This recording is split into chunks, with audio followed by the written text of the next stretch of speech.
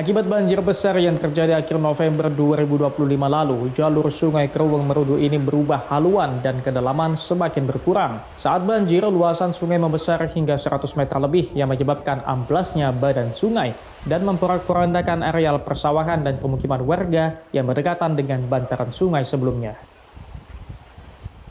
Hingga 2 bulan pasca bencana, proses normalisasi Sungai Kerueng Merudu ini terus dilakukan dengan menimbun jalur sungai sebelumnya dan membuka jalur sungai baru serta membuat bronjong untuk menahan bantaran sungai dari longsoran karena berdekatan dengan jalan dan pemukiman.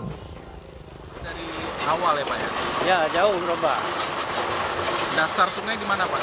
Kalau dasar sungai dari sini lebih kurang sana 5 meter lagi ya. Lebar sungai berapa Pak dasarnya? Dasarnya lebih kurang 100 meter.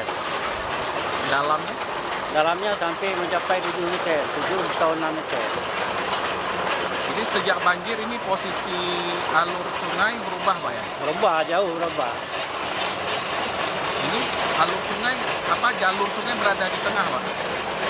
Ya, udah dibikin di tempat semula, tapi lebih berat sebelah sana. Lebih dari sebulan, alat berat terus bekerja menormalisasi Sungai Kerueng Merudu di Gampong Belang Awe ini. Karena warga merasa was-was bila terjadi banjir susulan karena kedalaman sungai berkurang dan jalur sungai yang berubah, apalagi aliran sungai cukup deras. Mustajab Iwan Sudirja, Kompas TV, Pidijaya Aceh.